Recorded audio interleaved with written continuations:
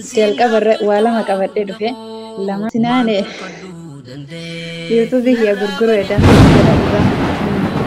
Dhabuurra ho'ii keenya lubbuu keenya irra waa dhufuu danda'a jechuudha. Adagaan nurra fiduu danda'a waan ta'eef kana irratti baay'ee hedduun keessan irratti xinniqqaaqee godhaa of eeggannoo godhaan isiniin jedha. Gara biraatiin immoo waa'ee yuutuubii gurguruu minaamni jedhamu kana ani isoon nagees yoon hin nageenyes waan walii galuu hin qabu waan kana. Bari ammoo amata lama caalan turtaa hin turtu abadan.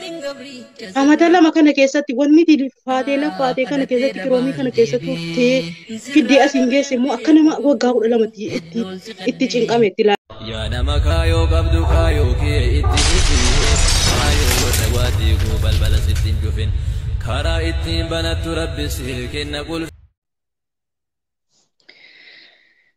بسم الله الحمد لله السلام عليكم ورحمة الله وبركاته خبجمتوتا في جالتمتوتا هردفتوتا كينا بقى جراتن بقى رب ساعتي كان نسينجه هجتشا obboleeyyan keenya qaqqaalii kan gaddaa fi gammachuullee wajji qoodanne gaafa gammachuu congratulation jennee gaafa gaddaa abshir jennee waliin jennee tarree waan dandeenyu hundaanuu warroota wal bira dhaabbanne ulfaadhaa isiniin jecha. Egaa obsinaan welcome an haa dhufu siin jedha naantu bagee nagaan dhuftee gara mana aamuu firii siin jedha manni siif haarawaa miti anis siif haarawaa miti hordoftoonni siif haarawaa miti. Baga dhuftee salamata obboleeyyan keenya irratti qara. Assalaamu alaikum wa rahmatullahi wa barakaatu. Kabajamtoota jaalatamtoota hordoftoota Aamuu Firii Faamiliitu akkam nagaa fayyaa keessanii baga jiraattanii nagaa keessanii yoo isinitti tole laayikii godhaa sheer sabiskiraayibii godhaa maatiitti dabalama. Yalla. Egaa viidiyoo waan siyaame fillee hin beektu obsinaan. Ani viidiyoo kana adda hin seenu jedhee taniin dhugaa dubbachuuf siyaamee seenee jechuudha. Kophaa kiyya waraabu jedhee. Tole. Si wajji seene jechuudha. Dhiifama. Kanaaf waa takka akka beeksiftuun barbaade na caalaati akka beeksiftuu fi dhiifama garuu viidiyoo waraabee achirratti argurra dhufeetuma na siin jedhee maaliifuu siin jaalladha siin kabaja hiriyyaa tiyyatan immoo tiyyuu jechuun namni yeroo dheeraa wajji tureef yookaan yeroo gabaabaa wajji tureef miti ka hiriyyoomaa wal hidatee wal abdatu jechuudha. Guyyaa 2-3 keessatti waan walii arguu danda'a. Kanaaf kana jedhellee dubbachuu hin barbaadu. Jalqabarra waa lama qabadhee dhufe lamaan suni warroonni mana namaa keessa dalaydan warroonni haadha namaa bira abbaa namaa bira dalaydan obboleeyyan tiyya of eeggannaa guddaa godha kaasata warroonni sooshaal miidiyaa kana fayyadamtan warroonni yuutuubii kana fayyadamtan liivii namaa jala turuu fi liiviirra buluu fi akkasuma waan tokko wanta isaan mana namaa keessa ta'een yeroo nu akkanatti haasofnu inuu hin jaallatanii san bira tarreemmoo jechuudha waan xiqqoo jecha waan guddoo dhabuu hin qabnu. Of eeggannaa guddaa godhan isiniin jedhan akka obboleettii keessaniititti wallaahi of eeggannaa guddaa godha. Maaliif wanni kun waan xiqqishuudha garuu waan guddaa balleessuu danda'a. Kanaaf of eeggannaan hojjedhan isiniin jedha. Kanatti aansee immoo obsinaan yuutuubii kiyya gurguruu edaan siin jedha dhugaa. Namoonni bitachuu barbaadan yoo jiraatan koottaa sabiskiraayibiin isallee akka argitan kana akkasuma immoo tuyyuu yaani kafaltillee eegalee jira. Akka immoo tuyyuu piiniin deebi'uu fi eenyummaa naaf ergee jira. Eenyummaa itti hin guunne namni bitachuu barbaadan eenyummaa qofa itti guuttattanii akaawuntii keessan itti galfattanii kafaltiin keessan jabaattanii irratti hojjettanii yennaan ja'an gara baankii isinii galaa atillee asumaan dhaga'e achirratti gaafa dhageette akkanaan hin lolleeffanii obsi. Karaa naan geesse. Egaa dhugaadha. Waa'een mana namaa keessa dalagaa jireenya mana namaatii yookaan fira keenya yookaan alii keenya miti hadhuma nama fakkaata bor immoo nama biraa fakkaatu waan ta'aniif rakkoo amma kana hamaa wayiillee narra ga'ennaan argeetii miti garuu namoota hedduu yeroon argu namoota waa'ee kanaatiin dhukkubsatan hedduutu jiru jechuudha. Jireenya osoo ittiin toliin jireenyitti hadhaa'e kanatti masiqa baay'eetu jiru. Haa ta'u malee asirratti akkuma jedhamee of eeggannoo guddaa gochuun baay'ee gaariidha. Akkasuma yeroo haasofnu keessatti teelefoona keenya akka fayyadamnu amma fakkeenyaaf yeroo teelefoona fayyadamnu fakkeenyaaf yuutuuba kanarra yoo achi deemanii waa laalanii nama daawwatanii yoo jedhan malee wanni tokkollee hin jiru ta'anii waa arguun hin jiru waan ta'eef kun barbaachisaadha. Kanaafuu innaan kanarratti of eeggannoo guddaa akkuma isiniif dabarsite anillee of eeggannoo guddaa godhadhaa. Suutumaan waan fayyadamtan hundayyuu. Maaliif Wanni nu irra jiru kun itoo bicuusii waan fayyadellee waan gaariidha. Hadhaaf waan fayyadaa hin jiru jechuudha. Nu miidhuu malee wanni nu irra jiru kun yuutuubiin nu miidhuu malee hadhaaf waan fayyadaa hin jiru. Meebi gara boriitti gara fuulduraatti nu fayyadaa laata.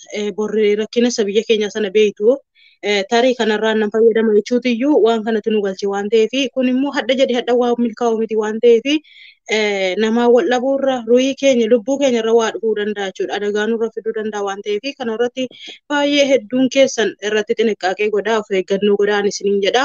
Gara biraatiin immoo waa'ee yuutuubii gurguruu minaamni jedhamu kana ani isoon nagees yoo hin nageenyes waan walii galuu hin qabu waan kana. Waan hin yuutuubii kee gurguradhu yuutuubii kee namni bitu irratti dhufu kottaarraa bitaa kottaarraa gurguraa waan jedhu kana ani itti namanu waan jettee fileessitu beekaa la'aan itti namanu dhugaa. Waan jedheef haga tokko hin beektaa dhugaa.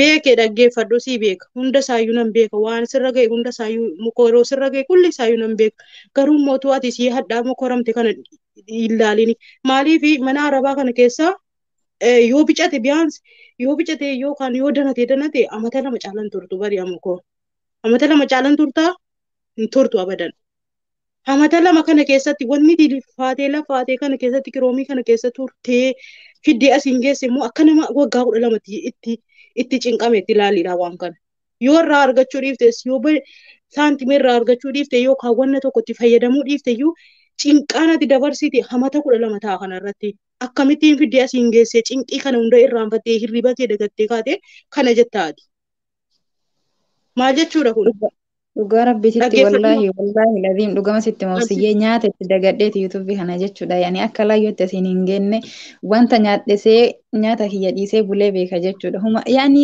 kalas isatti waa hunda kiyya sitti kennu irratti jechuudha waa hedduutti dadhabee jira irratti lolamee jira irratti bakka yani hatta asii miti jechuun maatiin illee yookaan walitti buutu jira kamuu biyya namaa kana keessa hin taane garuu ofii beekee itti seeni waan ta'eef ciniinnadhee obsee asiin ga'ee garuu mootii yaanni obsa si fixachiisa inni garuu barbaadu.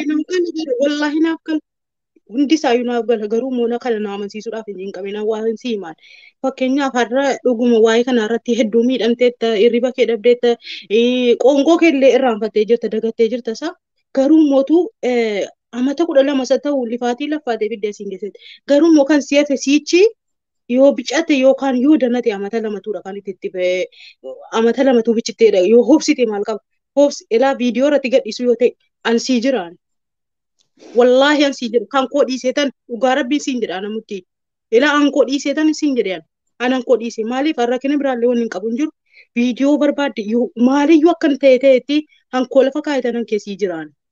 Viidiyoo dhattee ati kana gurguruu keerraa hankoonatti hafu hankoo achi kaa'amee hankoo wanti moonii illee ta'e illee hin jiru wanni wanta tokko wanti na barbaachisu hin jiru garuu immoo siif jecha waanuma fedhe wama ta'e illee dalagee akkuma illee yuutuubiin keessa jalaa gadi hin kufne jechuudha. Ansii jira rabbiin soraadhu ani itti namanu kana maal jetta. Adaraa rabbiin nan qabin kan wallaahi dhugaaf onni irraa hin gurgura jedhaa jira bara.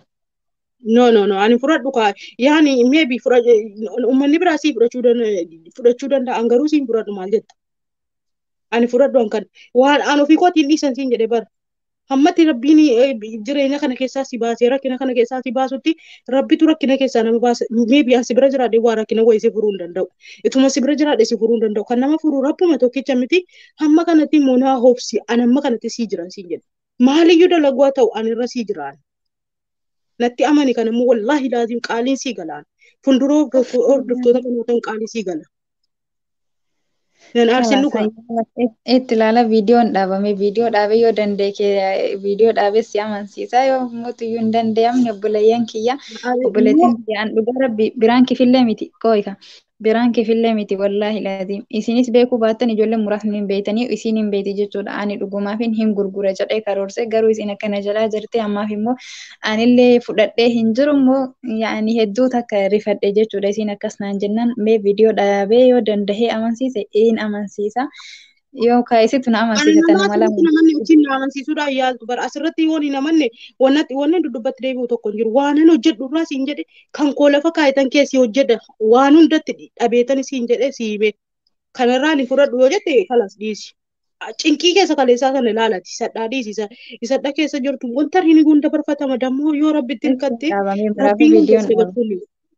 Maraafuu viidiyoon dhaabe waan akkasii irratti hin dalagu waan bira.